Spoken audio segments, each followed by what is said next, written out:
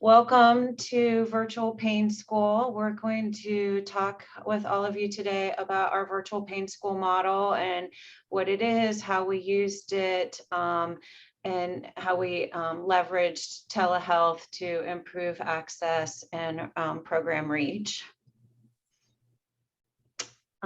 I'm Heather Lauderback. I'm a social worker and a pain social worker with our interdisciplinary pain team at The Ohio State University Medical Center.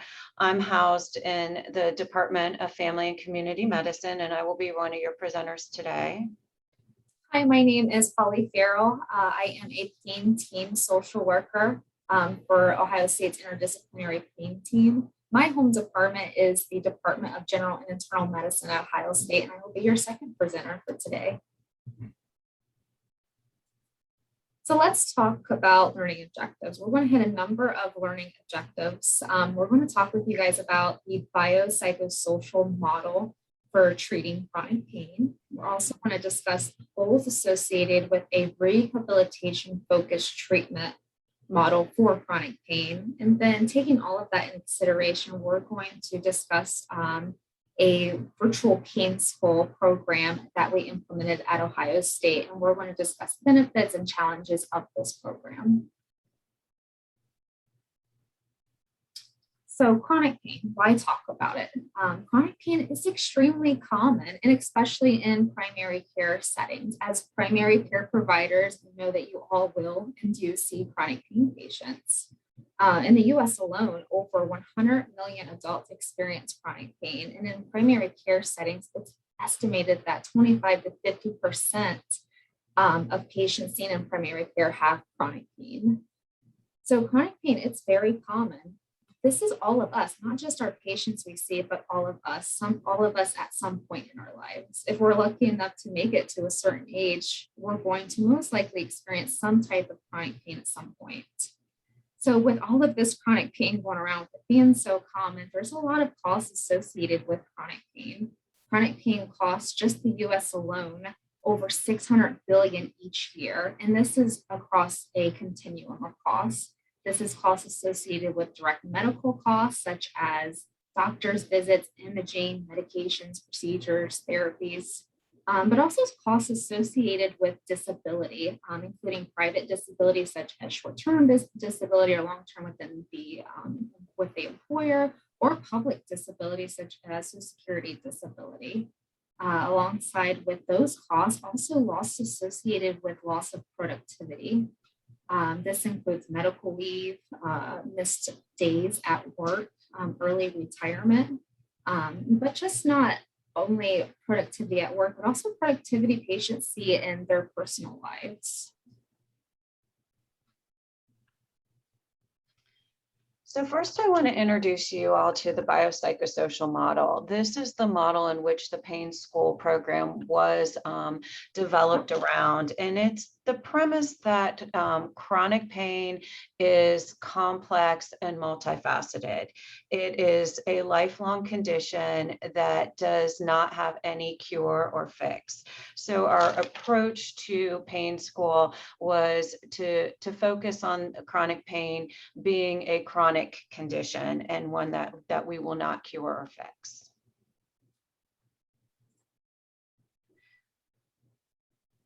We spend a lot of time talking with our patients about the biopsychosocial model versus the biomedical model. I think it's important that we start here with this today. Many of us are very, very familiar with the biomedical model. Many of us have been participants in the biomedical model. It's where pain is defined as symptoms. So defining pain as what hurts and where, and assessing the goal of assessment is finding the cause of that pain. What is causing the pain that people are experiencing? Running people through high-tech technology to diagnose these conditions, whether that's x-rays, MRIs, other imaging, maybe even surgery. And in a biomedical model, the treatment goal is to cure or fix. And the providers are the experts. They know exactly what's wrong with you, and they will fix you. And patients are seen as passive, just just go in, fix me, tell me what's wrong. This is a really good model for acute pain. So if you break your leg, or if you have another injury similar to that, the biomedical model is a very, very good model and works quite well for that type of pain. And that's the short-term pain, the pain that is has a fix and a cure and lasts shorter than 3 months. And within a 3-month period of time, you're healed. Chronic pain is not acute pain, and it requires a different approach to treatment. In a biopsychosocial model, pain is viewed as complex. There are no simple solutions, no easy fixes. We're shifting away from assessment of trying to find the causes. By the time you have a diagnosis of chronic pain, your pain has been longer than 3 to 6 months. It is not going away. We're not going to look at causes anymore, but we're really going to focus on how that pain is affecting your life and basically taking you out of your life. There's no diagnostics anymore either. It's a comprehensive evaluation where we look at you from a biopsychosocial perspective. We know that pain is there, it's real. There is a biological component to that. And it also impacts you psychologically, that emotional pain and physical pain go hand in hand, and it impacts you socially. You are cutting out of your life in ways with family, friends, employment. The treatment goals in a biopsychosocial model is quality of life and increased functioning in the long term. So health and wellness versus cure and fix. Providers in the biopsychosocial model are coaches, teachers, cheerleaders, and patients take on an active role, and they are responsible for their care and their recovery. And what we know is what they do for themselves is far greater than what we will do for them. And this is the treatment approach that works best and is evidence-based for chronic pain. So with the biopsychosocial model, we are focused on goals of rehabilitation-focused treatment. So rehabilitation-focused treatment means focusing on improving function and quality of life. This is a shift away from getting patients out of their pain or even decreasing it a little bit. That's not the goal. The focus, again, improve function and quality of life. And what that function means, improving patients' engagement in activities and keeping them moving. And improving quality of life, this means empowering patients to live the life that they want to live despite having chronic pain. We focus on improving physical, emotional, and social occupational functions for patients. Chronic pain is complex, and we're holistic beings, and chronic pain touches all of these domains of one's life. Chronic pain, with that, we need to have treatment that focuses on all of these areas to reach these goals. So patients can re-engage in the lives they want to live despite having chronic pain. And this rehabilitation-focused treatment isn't the pursuit of long-term health and wellness and quality of life, not short-term feel-betters. So having all of this training and this background in these two models being that golden standard and taking all this into account, we decided to begin a program at Ohio State that we call Virtual Pain School. This is a program that we first rolled out in January of 2021, and it was coordinated by our pain team social workers, and that's both myself and Heather. This was a 4-week, once-a-week program, and these sessions were 90 minutes, and they were offered using the Zoom platform. This program provided psychoeducation for chronic pain, and then also teach self-management skills to improve function and quality of life. So each session of Pain School was led by members of our interdisciplinary pain team. This included social work, psychology, physical therapy, nutrition, and pharmacy. It was important to us that all of these disciplines provided consistent core messaging that aligned with the goals of rehabilitation-focused treatment for chronic pain and the biopsychosocial approach to chronic pain. And this was by design. This program was open to this program was open to patients, but then also the adult family members of these patients. And currently we were able to offer this program every other month with our current bandwidth of providers.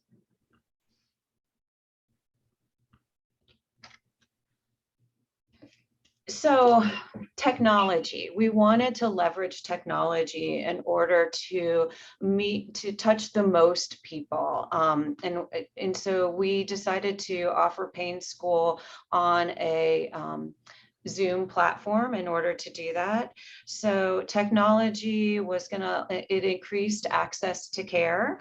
What the research indicates is that telehealth actually does increase access to care across the continuum, but it also has an improved equity for underserved populations. So what we know is chronic pain touches, it disproportionately affects people of color, people with financial difficulties, the elderly, people in rural and urban areas that otherwise don't get medical care. So that is what the research indicates. So we wanted to leverage technology as a way to improve equity and reach out to these underserved populations.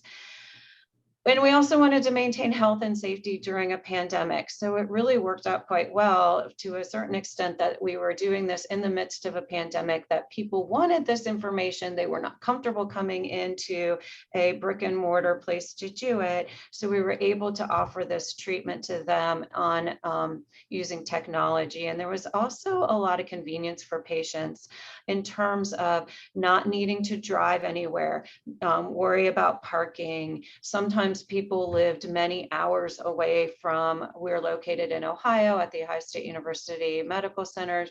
We were able to offer this treatment to anybody in the state of Ohio. And we had many people who were not in the area, the Columbus area. It also allowed people to participate who otherwise would have not been able to due to childcare issues or work issues. And so it was a convenience factor that we were able to offer that for our patients and also for our providers. They did not have to leave their home units to come and provide education. They could do that without traveling as well.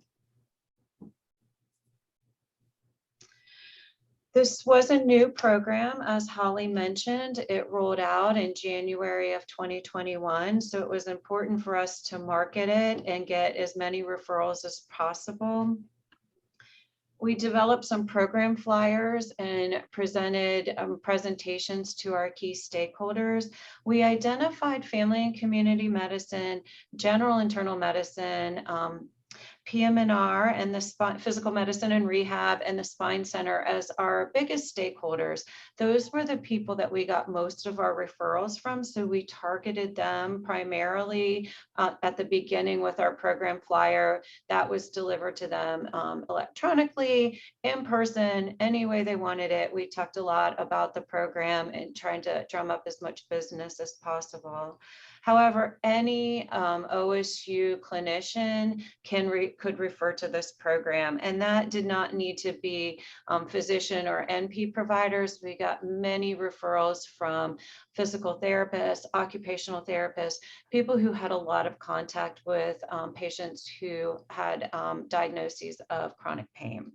So anybody could refer to us, and they would just message Holly and I as formally or informally. We really wanted to make this an easy transition for people. So they would send us messages via email, via IHIS, any way they could do that about their patients that they wanted in the program. And then Holly and I developed a referral database because we needed to keep track of these folks. We needed to know who we had coming to us. So we kept a database of people who had been referred to us and then who then ended up being enrolled in the program. And we also wanted to be able to have a way to track our outcomes, who participated and did we move the needle in any way.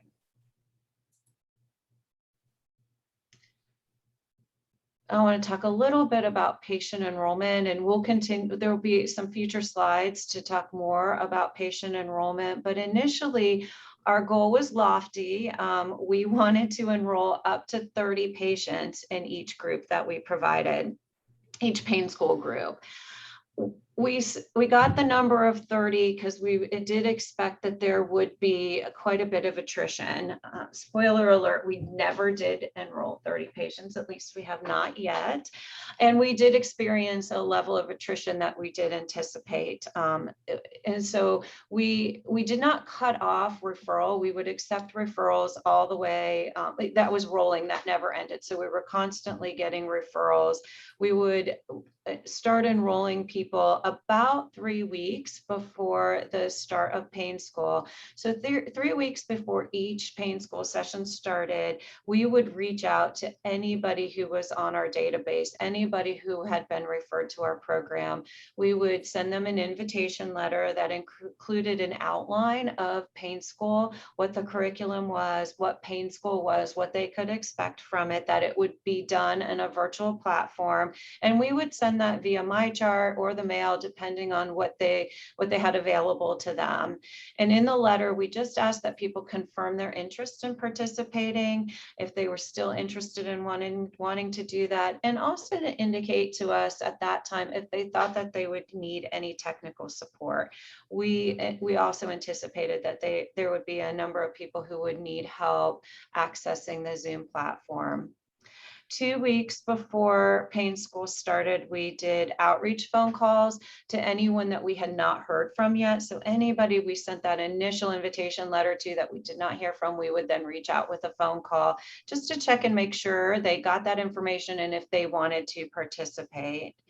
And then 1 week prior to pain school, at that point, we would have the number of people we knew were enrolled who had indicated to us that they did want to participate in pain school.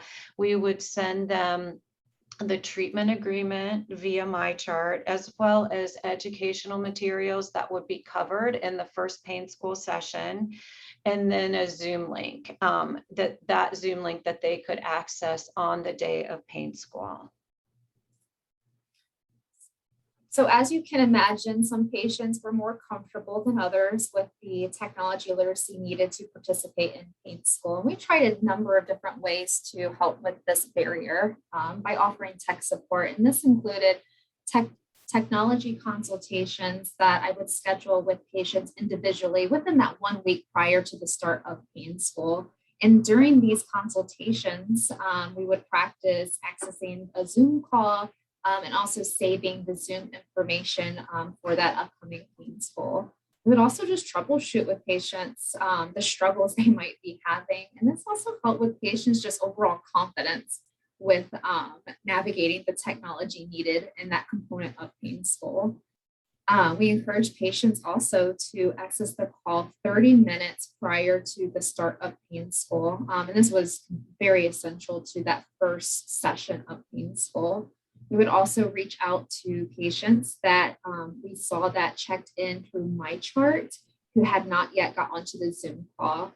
And MyChart is just our patient-facing online portal for patient-provider communication. So if patients had checked in on MyChart but had not yet accessed the call, that kind of gave us the cue that they had full intentions on joining us, but maybe having some difficulty. So let's talk about the curriculum and the information that patients got through pain school. So the first session of pain school, that covers what our pain team calls basic pain education. And this is information we often find that patients never get explicitly from healthcare providers across the spectrum, even when patients have chronic pain for decades. So this first session was led by our pain team social workers, which is myself and Heather. And then before diving into the psychoeducation piece of that first session with patients, we would do quite a bit of housekeeping type stuff that we found to be essential to the process. We reviewed with the group that treatment agreement that we had sent out prior. And this helped set group expectations for behavior and attendance, expectations such as the first session being mandatory, Also, if patients had missed more than 2 sessions, we may bump them to the next offering of Pain School. In that first session, we also launched a pre-test knowledge check poll the first day of Pain School, and we'll talk a lot about this later. So after all of that was done, we then dived into that psychoeducation. So the first thing that we discussed is we emphasized in the beginning that the best approach to chronic pain is that biopsychosocial model, just as we discussed with you all. And we wanted to shift the focus from getting patients out of their pain and focus on those outcomes of that rehabilitation-focused treatment, which is improved function and quality of life. So we also, in doing this, it was really important for us to discuss the differences between acute pain versus chronic pain. These are two very, very different animals. And in this discussion, we've talked about the survival value of the two and the complexity of chronic pain. So the most important message we gave patients that came out of this discussion was that hurt does not equal harm. If you take anything away from this training, hurt does not equal harm. And this means, and we say this to patients just like this, that you hurt, and yes, it's painful, and yes, it sucks. But the good news is that it's not harmful. Hurt does not equal harm. And in doing this, we make sure that we're validating that their pain is very real and is very painful, but making the point that it is not harmful. It may hurt to get out of bed in the morning, but it's not harmful. And in fact, it's more harmful to stay in bed with chronic pain. We also, in that first session for basic pain education, we introduced 2 types of treatments to chronic pain: passive treatments versus active treatments. And passive treatments, these are treatments that patients are taking a passive role in, treatments that we as providers are doing to them or for them. These are things like surgeries, procedures, injections, medications would fall under here. And with patients, we emphasize the importance and the golden standard being active treatments for chronic pain. And this being treatments that patients are taking the lead and active role in. What we do for what patients do for themselves is far more important than what we can do for them. These are things like physical therapy, meditation, mindfulness, behavioral health therapy, healthy nutrition, walking. All of these are active treatments. Basic pain education also, we discuss the role of inactivity in the chronic pain cycle. We introduced this chronic pain cycle to patients, that this cycle is that we oftentimes when we're in pain, we become inactive as a response to that chronic pain. But when that happens, things set in such as muscle weakness, atrophy, deconditioning, and all of these things lead to more pain over time. And then it becomes this vicious cycle that patients find themselves in. We also talk with patients about pain behaviors. So these are behaviors that we see, and these are behaviors we do, not just patients, but all of us as well, that communicates to others that we're in pain. These are verbal and nonverbal, and they include things like grimacing, moaning, complaining, constant position change. And we talk with patients about what these behaviors are and what they're not. They're just our response to the pain. They never get us out of pain. And we talk about with these behaviors, cranking up the awareness on these behaviors and the workability of these behaviors. Are these behaviors keeping patients closer to the life that they want to live?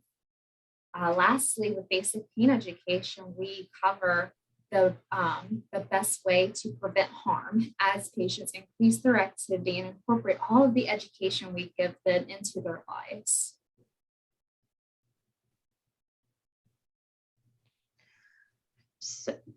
Session 2 would be the following week, and that is focused on spine health, pacing, self-management of pain, self-management skills. I'm sorry. This session is led by pain team physical therapists, as you can imagine, there is a lot of dense information that's given in session one. It is a lot, and it is really the building block of Pain School. So this information is constantly reviewed each week. Every provider that participates and gives information also goes back and reviews some of the basic information from the pain education in session one. So physical therapy will again review basic pain education. Hurt does not equal harm. This message is said in every single session of Pain School to bring home the fact that patients are hurting, but it is not harmful, and starting to help them break out of that mindset that they cannot do things. After that, there's a lot of discussion on spine health. What does that mean? Why is that important? Discussion on posture and body mechanics.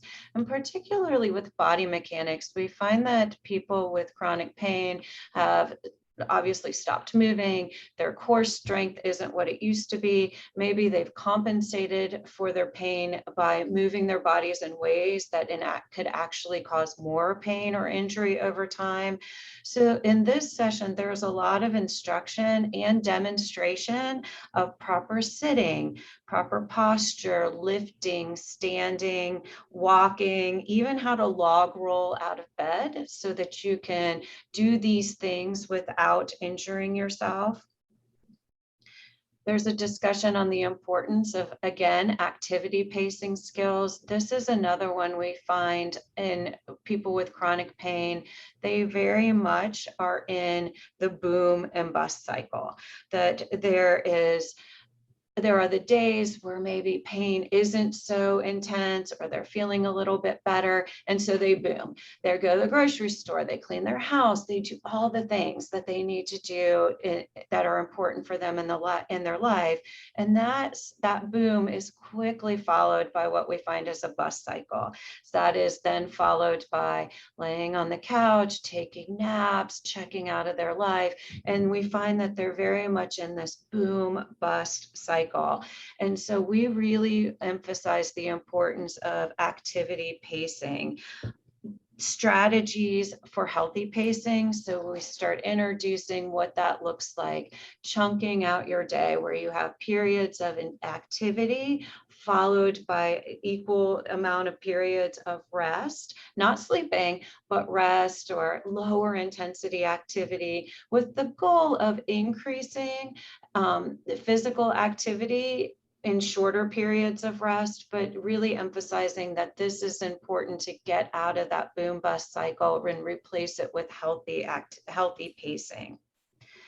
Self-management of pain flares is introduced. Chronic pain flare-ups are part of a chronic pain condition. This is going to happen.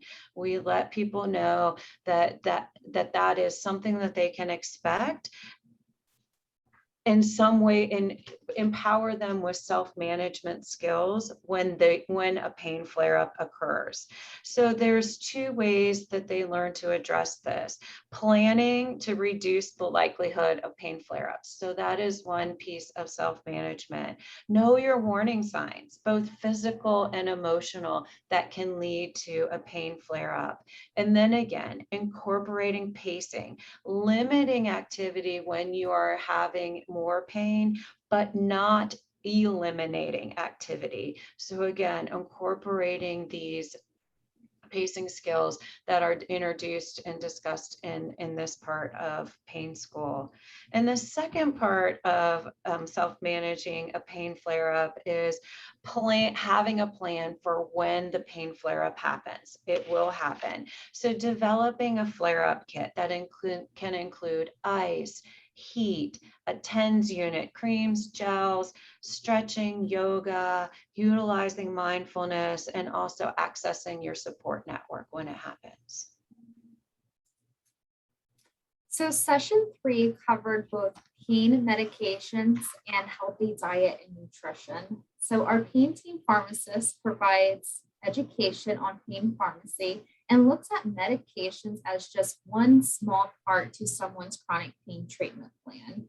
Our multidisciplinary team at Ohio State for chronic pain has been fortunate enough to have a pain team pharmacist that was able to deliver the same core messaging that is part of that basic pain education from week 1. So the pharmacist would review medication as a passive treatment to chronic pain and emphasize the importance of active treatments, making the point that medications can only at best provide temporary relief, and giving that consistent messaging is that chronic pain is the type of pain that does not go away. So medication will not fix or cure chronic pain.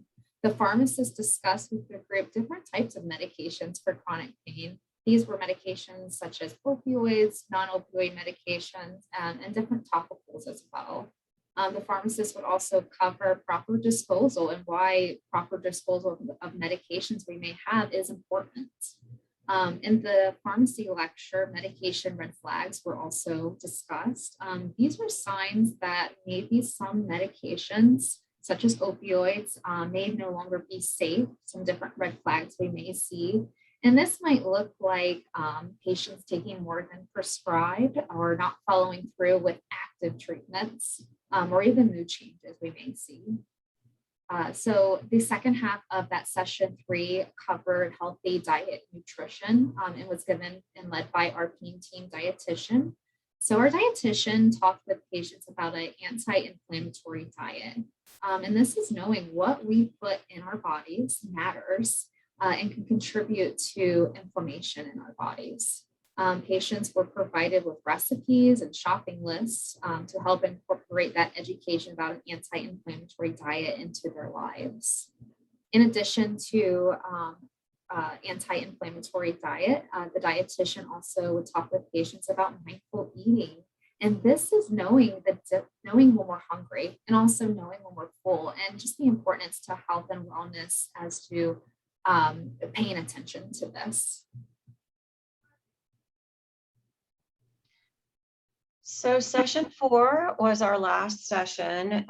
We introduced mindfulness, goal setting, and next steps. Session 4 was led by pain team social worker, Holly or I, and our psychologist. It was important that we went back and reviewed all of the information that we covered in the previous 3 sessions, again, reiterating the basic message of no cure, no fix, and hurt does not equal harm. We also wanted to give people skills to take away from this. It wasn't enough just to give information. And as you've noticed, we've mentioned mindfulness in almost every slide about Pain School. So we really wanted to talk to our participants about mindfulness as an active treatment to pain management.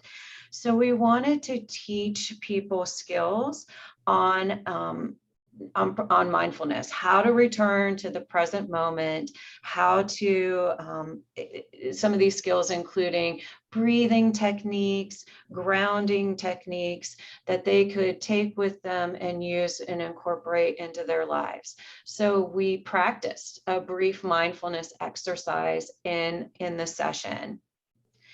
We also talked about the goal setting also as an active treatment. So it wasn't enough to just sit and listen to us for 4 weeks, talk about chronic pain and treatment for chronic pain, but actually applying what you learned in your life. So we really challenged people to goal set, to participate in that. So we introduced the SMART goals. Many of you may already know what that is, but our participants really didn't. So it was setting goals that were SMART, specific, measurable, achievable, relatable, and time-bound. Learning how to set those goals. We provided a lot of instruction on that and challenged people to set a goal in this session that they would follow through on for the next week. So whether it was increase activity or eat differently or get more sleep, we practiced and set those goals in session, and we invited the participants to share those goals publicly. We also each week gave packets of information, and in session 4 there was the information included just a blank SMART goal worksheet, and we encouraged people that every week, even after pain school was over, that they would set a goal that incorporated the information that they'd learned thus far. We also wanted to make sure that the participants were aware of next steps. Like maybe pain school wasn't enough, that they wanted more information, or they wanted to be more involved in a pain treatment program outside of just a psychoeducational group. So we offered up a full evaluation with our interdisciplinary pain team, and that would include a 3-hour in-person evaluation where you would meet with our physical therapist, our psychologist, and our medical providers, MD, NP, to do a full evaluation and then make some recommendations for treatment from there. There was also the opportunity to engage in individual counseling or group treatment programs, or any referral to other pain treatment programs within OSU. The interdisciplinary pain treatment program was not the only pain program that was available at OSU. And we encouraged people to let us know individually if they wanted more information or referrals or linkage to other next step programs.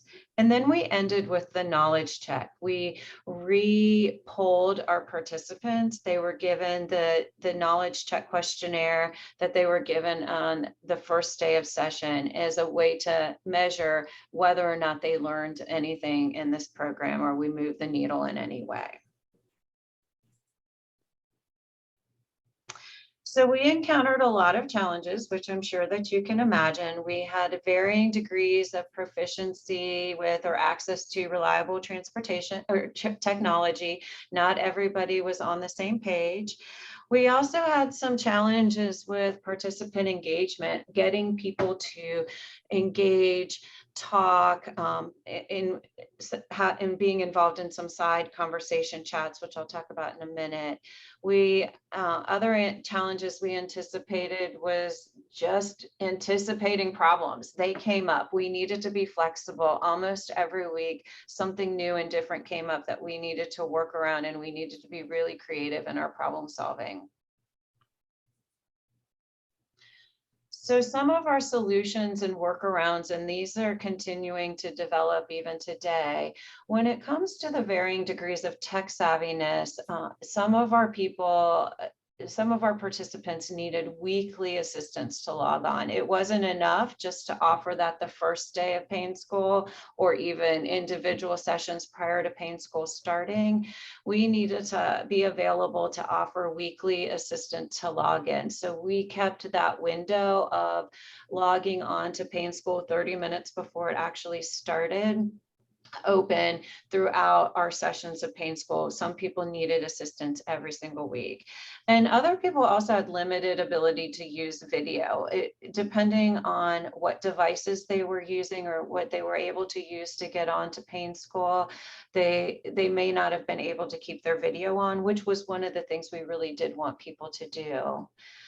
We had to encourage the use of the chat box. Not everybody had the comfort level of using the chat box, and sometimes if they were using it on their phone, it was very hard to navigate that. Encouraging, again, cameras on. We found in the second session of pain school that we needed, moving forward, to disable the private chat feature. Many people were talking privately amongst themselves during pain school, so we did learn that we could disable the private chat function, so all chat would happen to everyone, and really encouraging people again to use that feature. We also started sending the Zoom link each week in an attachment in MyChart. typically initially what we had done was it was the same Zoom link week after week, nothing changed with that. And we would announce that, keep this Zoom link, bookmark it, keep it available. That was another challenge for people. So we moved to sending that link every week, even though it was the same link in an attachment in my chart. And then at the end of every Pain School session, we would remind people where you can find it, where it is, how you can log back on.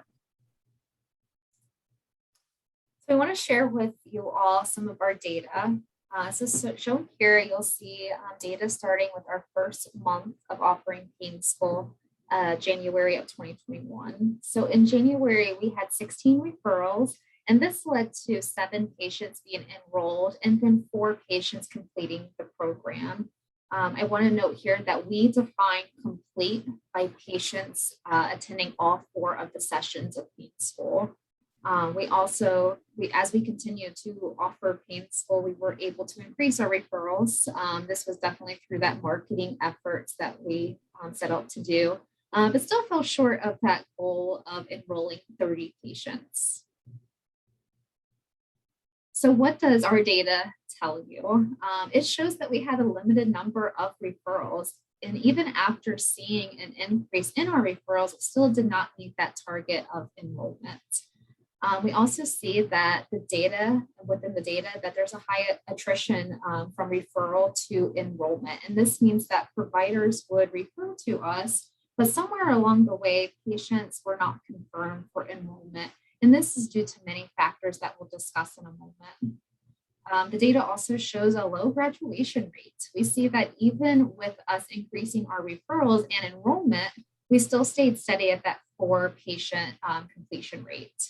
I do want to emphasize that we define that completion as 4 sessions. So this data does not take into account those patients that may have attended less than 4 sessions, and also didn't take into account those patients that had missed maybe a week of Pain School and then joined us the following round for that missed week. And this happened more than you would think.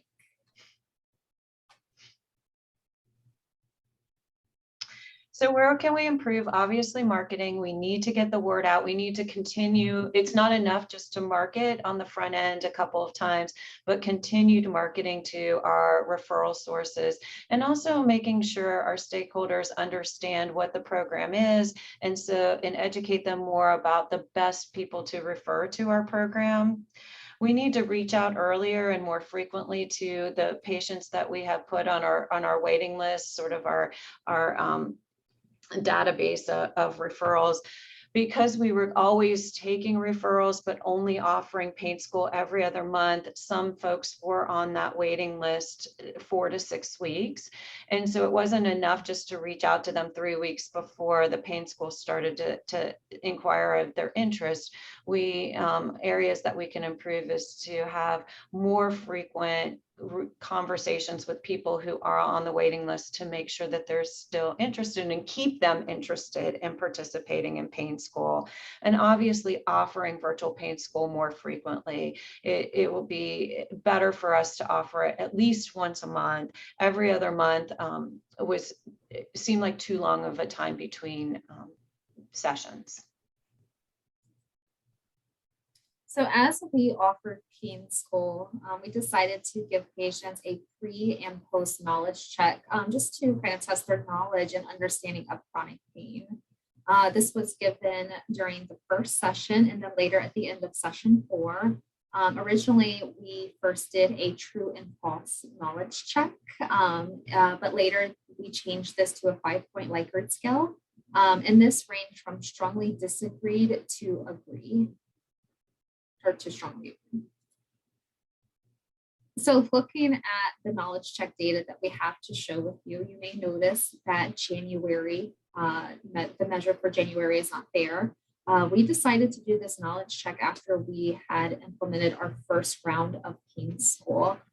You'll see that overall there seems to be patients' knowledge did increase from pre to post. So in summary of that data, participants overall did increase their knowledge about chronic pain. Each month, their knowledge was higher at the end than it was at the beginning. In July, we decided to switch up that type of answering for patients. Instead of that black and white true and false, we were able to give patients a 5-point Likert scale to choose from. The hope of this was that it would reflect a more accurate picture of patients' knowledge. We also instituted using the Zoom function or the Zoom poll function to collect data, and we started doing this in May. This helped with patients' compliance of making sure we had the answers for that knowledge check compared to what we had been doing prior, which is just sending those questions out through that MyChart system. Before sending out the questions, we were relying on them to send them back to us. Also using that poll function in Zoom, you can download that poll data from the Zoom app, which made it really easy to put it into our database for tracking purposes. So to kind of wrap up, what did we learn? Where are we going from here? What we learned really was the importance of setting clear expectations from the get-go. So making sure in the first session as a group, we reviewed what the expectations were of Pain School. We definitely noticed a difference in participation after we started doing that, not just relying on them to read the information we sent to them, but going through it together as a group. We required that the first session be mandatory. We switched that after January. We had several people who missed session 1 and then did the rest sessions 2 through 4. But there's so much information that gets given in session 1 with the basic pain education that despite it being reviewed, we found if they didn't get that first introduction to basic pain education, they were fairly lost in the rest of Pain School. So we made session 1 mandatory. Anybody who could not participate in session 1, that was okay. We just offered it to them when Pain School was going to be set to happen again. We learned a lot about the features of Zoom, taking polls, launching those polls really was a game changer in getting people to participate and answer the questions we wanted them to answer. Limiting the chats among participants, in learning that Zoom had that feature to do that, so we could actually just cut that off from the get-go.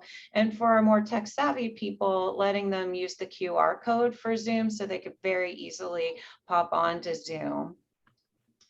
Future directions, as of now, we are not getting patient feedback on the program. We definitely need to do a patient satisfaction survey, follow up with patients in terms of what we could do better, what they would prefer that they see in this program, and also improve our marketing and education to our referral sources. We did really well on the front end in January when we were really excited about the program and it was new. We got that information out there, but we need to continue to hit our referral sources all through the time.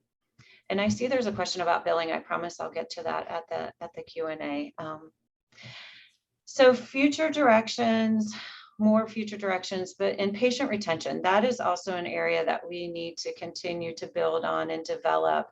We need an ongoing, we need to be doing ongoing follow-up with our referral sources, not just in marketing, but also closing the loop with them, letting them know about the patients that they refer to us, who showed up, who didn't show up, where did we lose them? Did they not respond to the invitation, or did they come to a couple sessions and then drop off, or if they completed the program?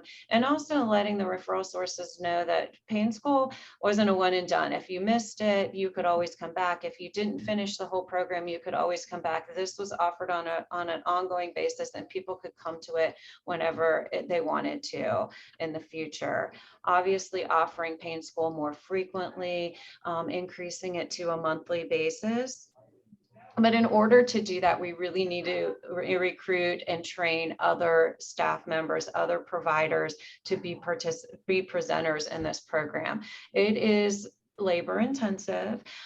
So the Holly and I being able to do that along with the other responsibilities to the pain team, we could not do that on a monthly basis, but looking at recruiting and training other staff members in our program, and we're fortunate to have many people that we can pull into that if we need to. And then really future offering pain school in a hybrid model.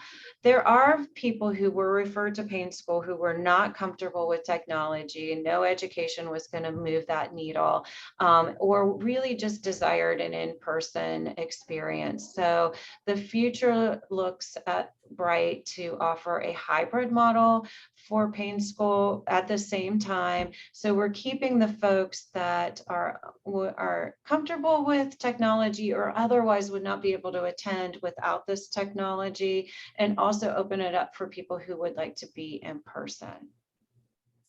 So that's what we learned. I did see a question about billing. So this was billed. It was billed under the psychoeducation billing code, and I'm sorry, off the top of my head, I cannot remember what that code was, but we did bill that way. Holly and I did all the notes and the billing because physical therapy couldn't bill under that billing code, but as psychoeducation and us being there, we could offer it. We could provide a billing number for that. So each session was billed to people's insurance. Hopefully that answered your question. And then the other question, I lost it. Oh, here it is. So are the 4 sessions within the month and then repeated each month? Yes. So that basic curriculum was offered repeatedly. So every month it was the same offering of curriculum with the same presenters. So that's our presentation. If anybody else has any questions, we are open to taking them. Please feel free. So the good question, could a provider force a patient to attend by contract? That actually did not come up. I think that would be on a case-by-case basis. It was pretty, I think for the most part, this was like the most gentle experience in a pain program as you're going to get. It was very broad. It was not therapy in any way. We found that people had varying degrees of acceptance and openness to the information that we presented. We didn't have anybody who was forced to come, but it was more an invitation to come. I don't know how that would play out. I would hope that it would be more people would be somewhat interested in coming, and we definitely had the people who thought, well, I'll just give it a whirl. We'll see how it goes. And actually people ended up appeared to have good experiences with that. We did change the patients. So each month, different patients were enrolled in pain school. The only caveat to that was if you missed session 2 in the previous offering and you wanted to come to session 2 in the current offering, you could do that. So hopefully that answers your question. All right. Well, if there's no other questions, that wraps up our presentation. Thank you, everyone.